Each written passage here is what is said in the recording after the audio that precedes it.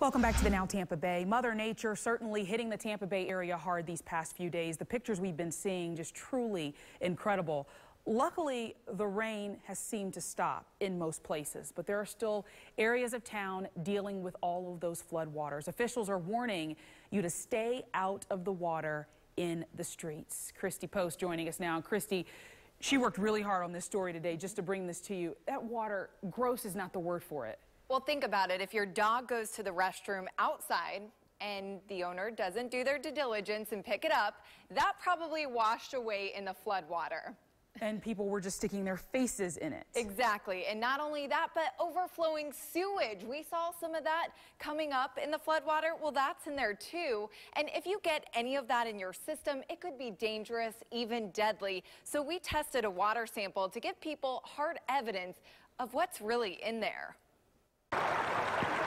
With water rushing through streets, floods rising above cars, and residents unable to get out of the house, some people in South Tampa thought that meant they get a free pass to go tubing, paddleboarding, and walk in the water without shoes. This after Mayor Bob Buckhorn told the public to stay out because it could be contaminated with feces, viruses, or deadly bacteria. I mean, that's just plain dumb. Don't do it. Don't let your kids do it. So we collected a sample of water from the RV park in Palm Harbor, where 40 people were rescued from rising waters.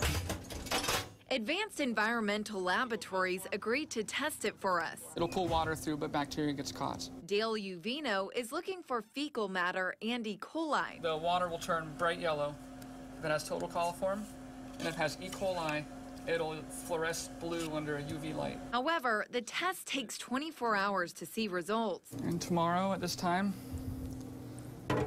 we'll check them to see if there's any bacterial growth.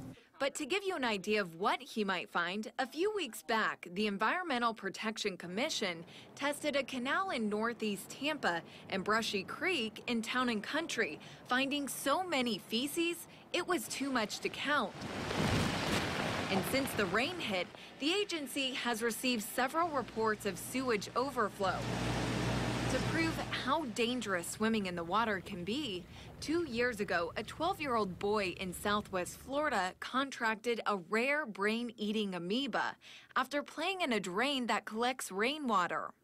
Sadly, he died. So word of advice, if you wouldn't swim in your toilet, you probably should stay away from flooded waters. Well, it's important to mention animals are in the water, too. Our John Thomas had this snake in his live shot this morning. Oh. Really, that was in there, that humongous snake. So there's really no telling what's in the water. Of course, I'll have those test results for you tomorrow when we get them, and we'll have it on the air for you. Christy, I have this thing where snakes, get it off the screen, get it off the screen. Christy, thank you.